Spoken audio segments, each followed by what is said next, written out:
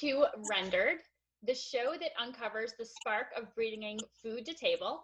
I am your host, Intoxicate Kate Schlientz, and I am very honored to have today's guest. It is Leslie Lampert of Ladle of Love, and she, of course, as always, which we'll get to, is really finding great ways to effectively help her community in this time of need. So, Leslie, how are you? I'm everything.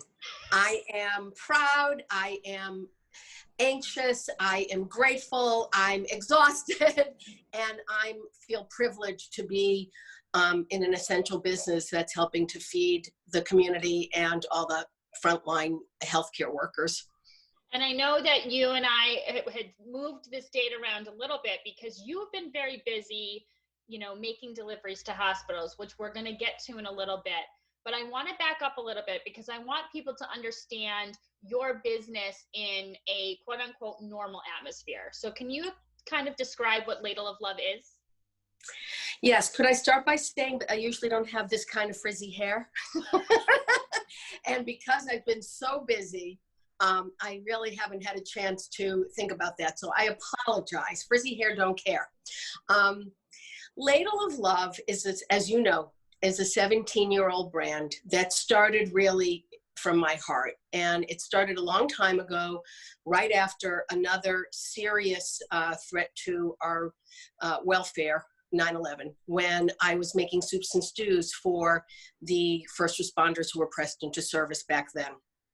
And having been a journalist for many years in New York City prior to that, I shifted to making food because I had written all the food at Ladies Home Journal magazine, where I was senior editor. Fast forward 17 years later, having had Ladle of Love Mount Kisco for 15, 16 years, having had Cafe of Love for 11 years in Mount Kisco, really proudly the first thoughtfully sourced takeout shop and restaurant in Westchester back in the day. We joke that, it was called farm to table, but of course, even my friends who own burger joints get their tomatoes from a farm. So we don't say farm to table, we say thoughtfully prepared. But at any rate, from those first humble beginnings, we have always made honest food and made sure that it's nutritious and delicious. We have a division called Market Love, where we make food for places like Fresh Direct and local natural markets and several colleges and hospitals. I shifted the model of the business about 1.5 years ago when I shut down the Mount Kisco locations. And of course, Ladle of Love just is 3 years old in Bronxville now, still servicing all of Westchester because our commissary is at the Boys and Girls Club in Mount Kisco. We've been the exclusive culinary team there for coming on 5 years. We make 15 hot meals a week there for the underserved children, but that's where we make all the food. And so we are also servicing Upper Westchester, again, most profoundly with the community. We collaborated with Jen Cook of the Foodie Bus, so we have an outpost on Saturdays in Chappaqua. And having always maintained through all different kinds of shifts and recalibrations, that's the name of my next restaurant, always making sure that the food is sourced properly, made with love, and delicious and nutritious. So we were ironically, uniquely poised during this terrible crisis of coronavirus for delivering contained food to community and first responders and hospital healthcare workers in a way that we have been always been doing. Mm-hmm. And what do you think it is about food that makes us go to it immediately in kind of crisis mode? Well, of course, we all know you need food to live. So on the one hand, it's essential fuel. Like you can't function without eating, except for if you're on Naked and Afraid, and eating bugs. But it's essential for our our welfare and for our health. Furthermore, it's an opportunity to turn what is necessary into an experience. Mm-hmm. And that experience, I mean, we've seen it so often. I mean, of course, now that we can't go to restaurants, we're creating these experiences at home. And so my hashtag is Eat Well at Home, mm-hmm. because not only am I committed to helping people understand how to cook at home, and if I have a series called the Scrappy Chef series that I launched about 2 years ago, all about food waste and food scraps. And it's prescient. It was prescient because now, of course, we all have to really pay attention to what's in our fridges and how to cook with that. And in addition, making it easy to access Ladle of Love's food by delivery and curbside pickups down in Bronxville, up at the Boys and Girls Club, at the Foodie Bus. And we also have a dedicated delivery system throughout Westchester. Mm-hmm. And so, sorry, go ahead. No, just to answer your question in the most verbose way, I think food, you know, coming to the table, whether you're quarantined or having a Zoom. I mean, I've had so many family Zoom dinners where we're just eating, but we're Zooming so that it feels like we're kind of eating together, sharing recipes, sharing, you know, talking with our mouths full, mm-hmm. and making, you know, feeling like we're breaking bread together, so to speak. Well, it's so interesting to me, and we can talk about this in a little bit about how, you know, restaurants, I feel like, are always relied on in these types of circumstances. I mean, natural disasters, pandemics, like any, you know, kind of big event.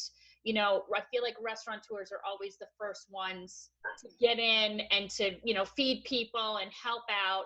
And we're kind of in this position right now where it's almost like we are seeing everyone do this, but at the same time, we're reading story after story, or I'm on the phone, I mean, 4 or 5 hours a day with restaurateurs that are legitimately worried about losing their businesses. So it's a very interesting balance with this pandemic. I think that, to your point, everybody is going to have to shift how they think about doing business. Mm-hmm. You know, whether you're in the fitness field, or you're in the medical field, or you're in the insurance field, but particularly hospitality, because it absolutely rests on the experience of putting people together.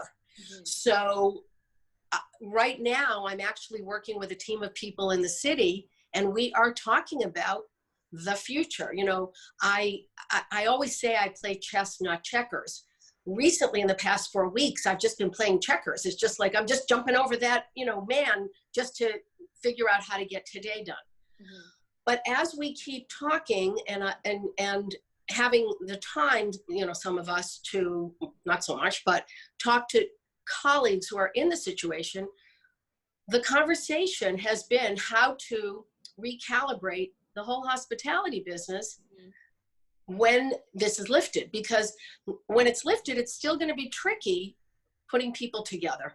And if, you know, listening to everybody on TV and the news, you know, we also have to prepare for a follow-up pandemic that may or may not, hopefully it will be less, because we are learning so much about how to flatten the curve and how to take care. And we are preparing for more beds. I know at Northern Westchester Hospital, there's major tents and major generators all in the parking lot at the ready to accept new patients. So I think we're more prepared.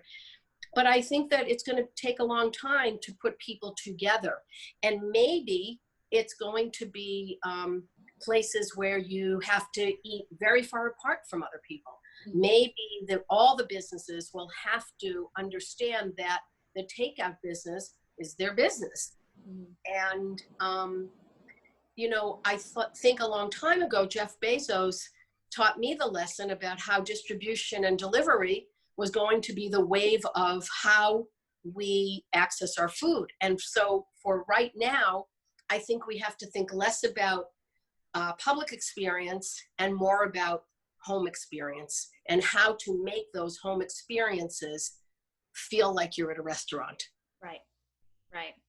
And just to back up a little bit too, because I think there's been a lot of safeguards that the restaurant industry was already following, that have helped in this scenario. Are there some different safeguards your kitchen had to put into place specifically to combat the coronavirus? Absolutely. So from day one, whether it's World Health Organization, CDC, or the local Westchester Health Department, and of course the state health departments, all of those were put into place right away. And, first we had to wear gloves all the time. Now we use gloves anyway in preparation, but when the rules were, if you're not touching the food, if you're using tongs, for instance, then maybe you didn't have to wear gloves, but we can't walk in the kitchen without gloves and masks now. So what has happened, we've had to get really good at listening to each other, because you can't hear each other with the masks. So there've been odd recalibrations and shifts because of, wearing masks and gloves. And in our case, putting stickers on everything has to be tagged and labeled so that when it gets delivered to Westchester Medical Center or Burke Hospital or Northern Westchester or New York Presbyterian, all Feeding Westchester, all of whom we are nourishing, the tags stick to the gloves. So I'm just saying everything takes longer. And I think that containering everything, now I've been in the business of containering food because we are a takeout place, but every single thing has to be contained on its own because there's no sharing. So when I'm sending, just say lunch for 100 people over to Feeding Westchester, to the folks there who are, I say, taking care of the people who are taking care of the people, and the National Guard is there, I don't send a tray of food. Yeah. I have to send, if we're doing cookies, each cookie's wrapped separately. If we're doing, last night we did a yummy salmon with cauliflower rice, but each one has to be containered separately for the individual who's going to be consuming it. So that also means we're buying a lot more containers. That's an associated cost of running the business. And so, I don't expect this to be food business 101 or 501 for anybody, but there are so many unseen costs in this business, and the profit margin already kind of sucks. That's not why we're in it. My favorite line that Dave DeBari said when he was interviewed is, at any time, restaurants are 2 weeks away from closing, because we don't do it because we're trying to get rich. We do it because we love it. And so there are some new associated costs with putting together food for containment. Well, I'm really glad that you brought that up, because I don't think the general public would know that. I think, those in the restaurant industry know what's ahead of them, right? They know the obstacles, they know what the new expenses are, they know what the old expenses are. But I think, and this is a really big part of Rendered, the show, is to kind of even the playing field and to bring the narrative together so the dialogue between restaurateurs and diners is a little bit more on the same playing field, because there's so many things that people don't know unless they've worked in the industry. So I'm really glad that you brought that up. And I'm sure the masks, the gloves, like all of this stuff starts to add up. Have you had a difficult time finding, takeout plastic and the gloves and the, masks? Has it been difficult to kind of track these things down? Yes. In one word, yes. And so we have a team, a small team, because I've made sure, I'm really proud of this, but everybody who works for me still has a job. That's so wonderful. And I could cry, and I'm holding myself back because it is so important. And I know how horrible it is for the actual restaurants. And remember, I was a restaurateur for 11 years. And just getting back to the, the takeout containers, when you're running a restaurant, that's not the biggest part of your business. So you have a stash for takeout and delivery, but of course you're serving food in an environment. So for places that are recalibrating, that are strictly, restaurants that don't have an associated takeout shop like I do, that is a big piece of what has to be sourced, what has to be sourced properly, what the cost is, what the availability is, understanding what food goes into what containers. And it's not a small job. And so I think that now I'm seeing happily my wonderful colleagues, both in Westchester and New York City, calibrating how to make their food and make it accessible to being delivered and at home, both price-wise and container-wise. And I know you mentioned before that you've been making all these deliveries to hospitals too, and I thank you so much for helping Feeding Westchester, because that's my heart charity. And I know that there's, over 70 men and women in the National Guard that are currently helping them, and it's just an amazing effort that they're doing. How many on average would you say meals that you're making each week that are going to help the front lines in some shape or form? Multiple lunches and dinners every day, Monday through Saturday, every day. Thanks to the generous support of community neighbors and friends who have called Ladle of Love and put into practice X amount of dollars to donate, whether it's $100 or thousands of dollars. All of that collectively has allowed us to continue to make our food, which is, again, healthful and thoughtfully prepared, so that these frontliners can have access to nourishment. Because again, I use the metaphor of the oxygen mask on an airplane. You got to take care of yourself before you can take care of your kids or other people. And so for us, feeding the frontliners, and when I say frontliners, it's not just doctors, it's nurses, it's admin, it's sanitation, it's techs, it's volunteers. It's, one of the surprising benefits, if there is such a thing during this time, is the friendships that I've made. I mean, I work with Ellen. I see Ellen twice a day, who's head of volunteers at Northern Westchester Hospital. And twice a day, I bring lunch and dinner, courtesy of, a group of generous community people. And every day we see each other, and last night we made, she's gluten-free, and I had been bringing things that had a little bit of flour, whatever, stews that were thickened with flour. And last night we brought pan-seared salmon and veggie cauliflower rice, because I got to make sure she's okay, because she's taking care of the world there and organizing all of the volunteer or donated food. And so we've become friends. We see each other twice a day. We are, I said this in another interview, we have Cabernet goals. We can't wait. I don't know what she looks like without a mask, and she doesn't know what I look like behind my sunglasses and my mask. I hope we recognize each other, but we've become really great friends, and we can't wait to have a bottle of wine with a straw when this is lifted. Yeah. And I also want to kind of talk to you a little bit about everything that you do with Feeding Westchester, because you've been a huge supporter of that organization even before any of this happened. So can you speak to a little bit about, your nonprofit relationship with them?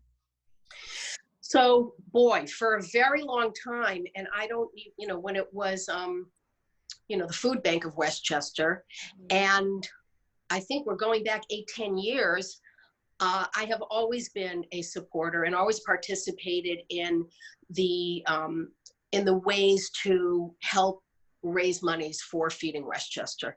And and I've become friends with a lot of the people there. And in fact, right when this started, which, what are we working on now? Day 47. I don't even know how many days it is.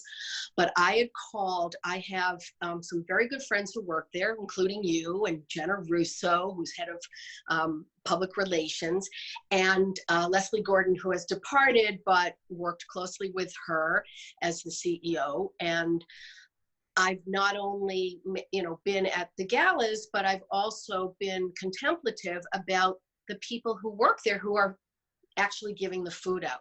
And so I got in touch with Leanne, who's one of the people who works there giving out food.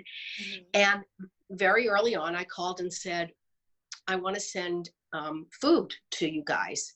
And she thought I meant to the bank for the, to give out. And I said, no, I want to send food for you. And she burst out crying. And they're exhausted, and everyone's exhausted. And she burst out crying. We've become friends since that time. And she has a family and children and, still comes every single day to make sure that the food insecure population, I'm going to cry right now, has access to real food. Mm-hmm. But not only do I care about that, but who's taking care of the people who are taking care of the people.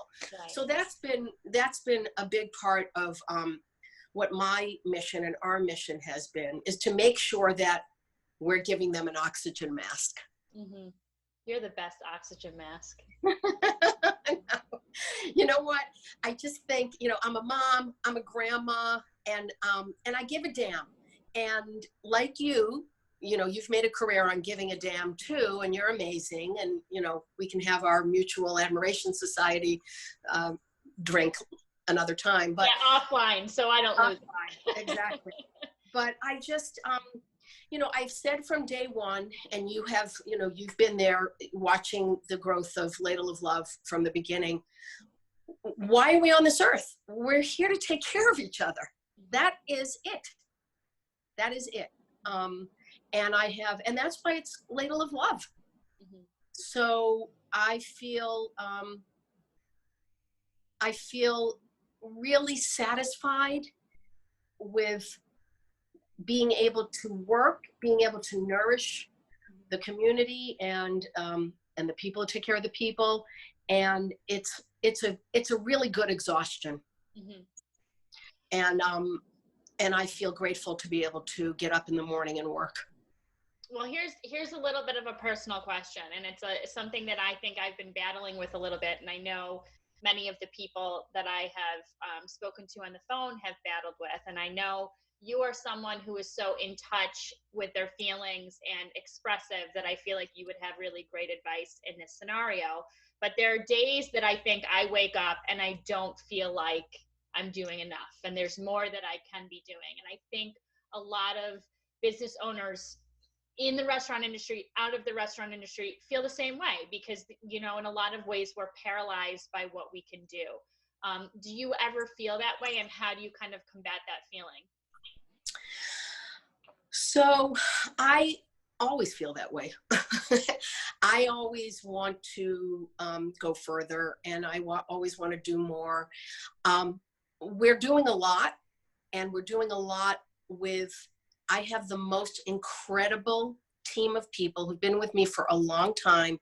And of course, I'm the person you're interviewing, but in fact, this group of people that I work with, whether it's my daughter-in-law, Jennifer, who is my partner, and she runs Ladle of Love Bronxville, the shop, and my son, who is my partner, and does back office while he's trying to recalibrate Jimmy D Entertainment, and Chef William and Chef Mariano and Chef Flavio and Richie, who's, head of we call him, head of delivery, and Daniela and Leo and Iris. And I mean, this is a whole team of people that I feel committed to making sure that they stay employed and that they stay doing what they love to do. And so when I say, I had one employee that I had to reduce to part-time, When I say I'm not doing enough, I want to get him back to full time. And in order to do that, the cash flow has to be in a place that, you know, that warrants that. Because we, even though we're doing a lot, we lost the business of Love on the Run catering. I mean, of course, you know, that was a big part of our business. Right. And I'm not complaining, just explaining. Yeah. That I've had to, you know, recalibrate the whole thing. And so when you say not doing enough, you know, I get home quite late at night and I get into bed. Thank you, Netflix and Ozark. And I just disconnect. And then afterwards, you know, I cry myself to sleep because, again, you know, we all want to do as much as we can do. And I'm proud that we are. But to your point, I want to do more, and I want to do it with my hair not being frizzy. I'm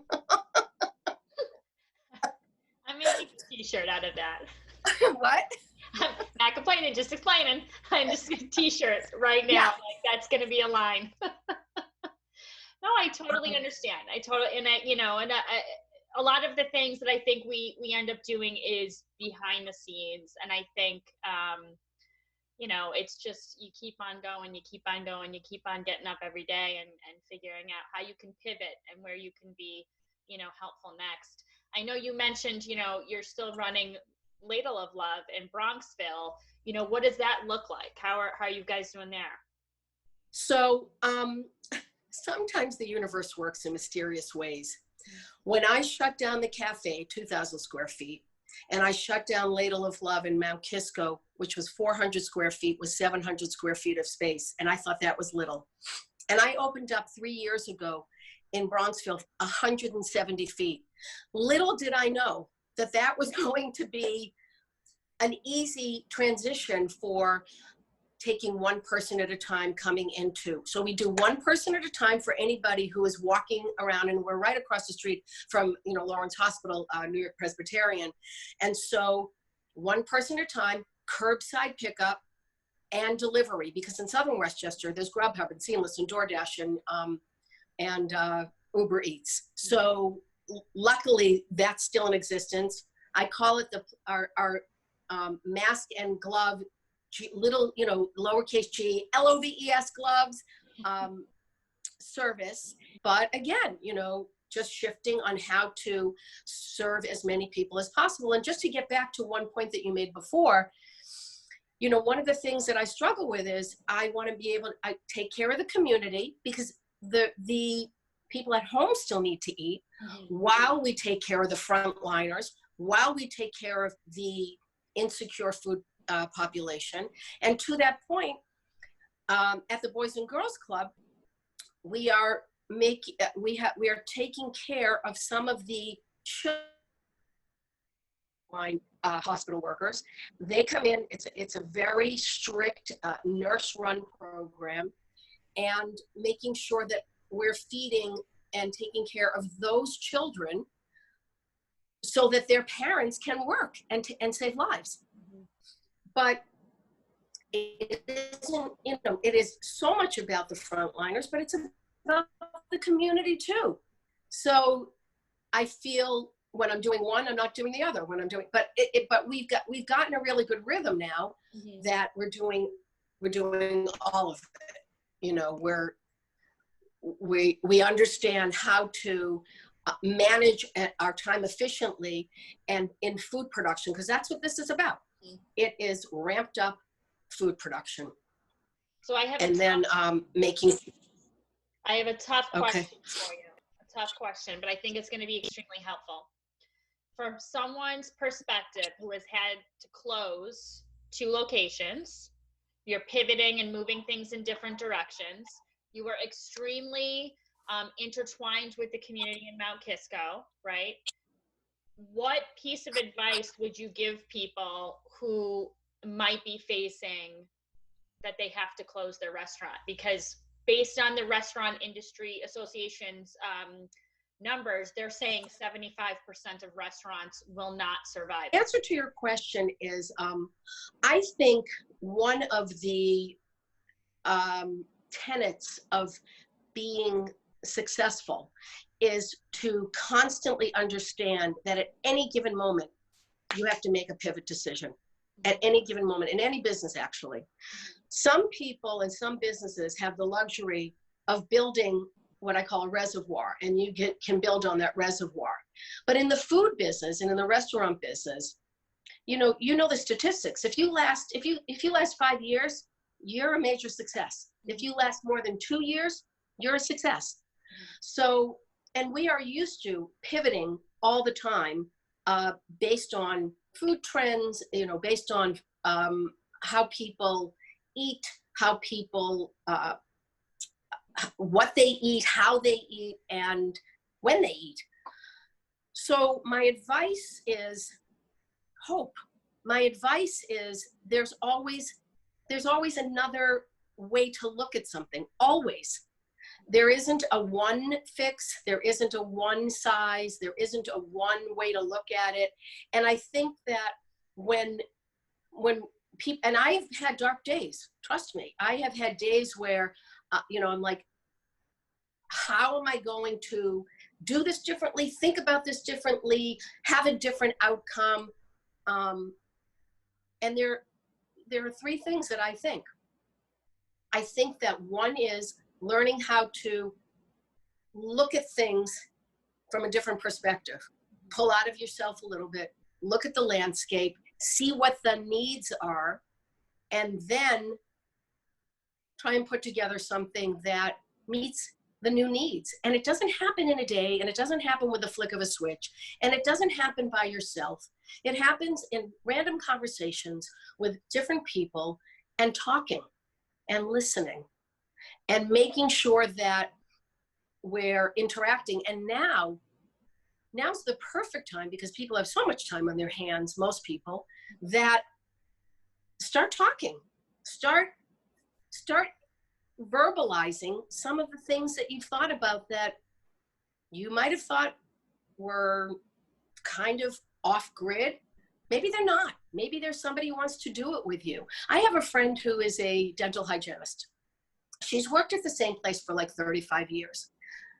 That's going to be over right now. That's over because she's, she's not putting her hands in people's mouths unless it's an emergency. And right now she's taken a leave of absence.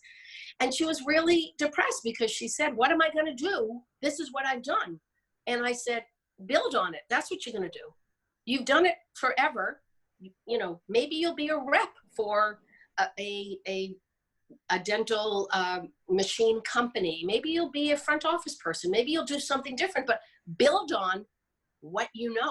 Mm-hmm. And I think one of the things we don't give ourselves credit for is what we know. Yeah, that's true. So I just think that, I think talking to people, and, I just had a Zoom last night with these two gentlemen where we're looking at some other ways to deliver food in situations like ours now that have less physical interaction. Mm-hmm. I'm not going to give it away because it's kind of an exciting new technology, but it's taking us places that we didn't have to think about before, but start thinking. Yeah. You have to be able to pivot. Yeah. That's going to be the name of my new company. Pivot. Exactly. That's like I always say, my restaurants either recalibrations or plan B, mm-hmm. or plan Q. Mm-hmm. But, I always say, Katie, if you want to make God laugh, make plans. Yeah. It's never, ever what you think it's going to be, particularly if you're entrepreneurial, particularly if you have created something like most of us in the restaurant business that has, a very personal aspect to it. Mm-hmm. And we thrive on taking care of people. That's what hospitality is. We thrive on nourishing people.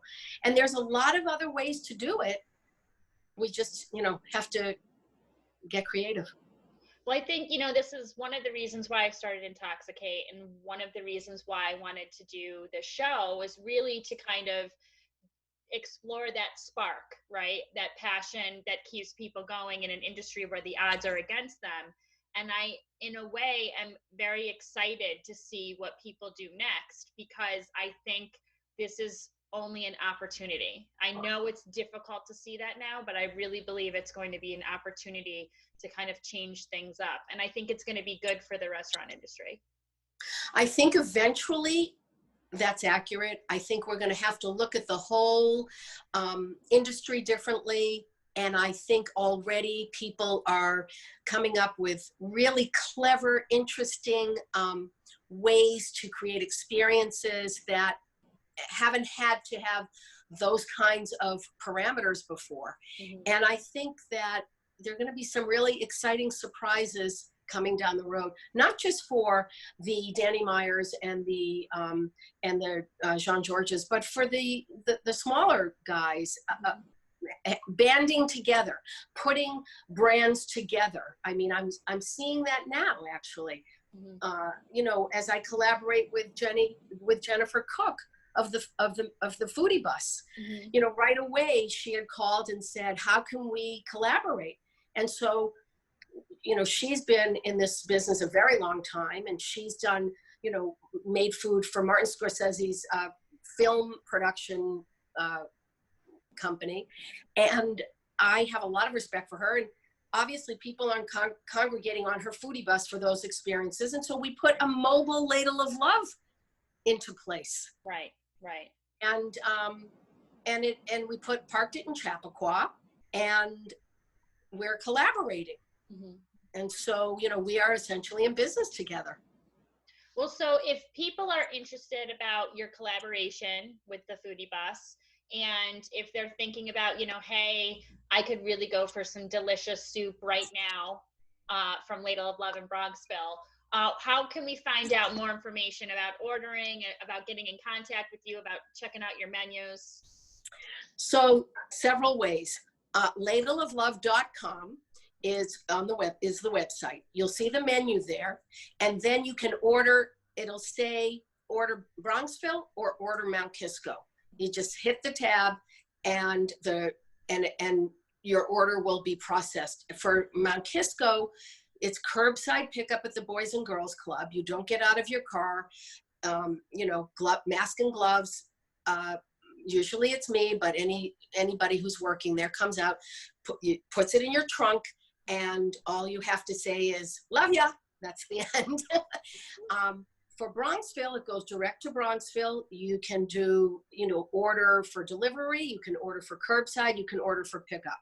For the Foodie Bus, that is on, so let me just say, it's Monday through Saturday for curbside pickup at the Boys and Girls Club. Mm-hmm. It's 7 days a week for Bronxville. Okay. And for the Foodie Bus, we've played around with it. And for right now, we're doing Saturdays because it seems that that's the best time when because people are still working remotely when they're home, and then they're also having to, like, you know, go like this to their, you know, 7-year-old kid while they're talking to, you know, their client. Mm-hmm. But on Saturdays, it seems that, you know, that people are more able to come out. And so from 2:30 to 4:30 on Saturdays, the Foodie Bus is stationed at the 400 King Street parking lot, the Talbot's parking lot in Chappaqua, and best to pre-order. And how do you do that? We have, I'm posting the menu actually probably tonight, and pre-order, because then you can just come and pick it up. Mm-hmm. If you can't pre-order, we'll still be open from 2:30 to 4:30 on Saturday. Well, Leslie, I really, really appreciate you taking the time out of all of the amazing things that you're doing to come and talk to me. And I just thank you and your team so much for all of the hard work and helping feeding the front lines. I can't say thank you enough for giving exposure to this industry and this community and this group of people that you have been the best ambassador for, Katie, honestly, for as long as I've known you.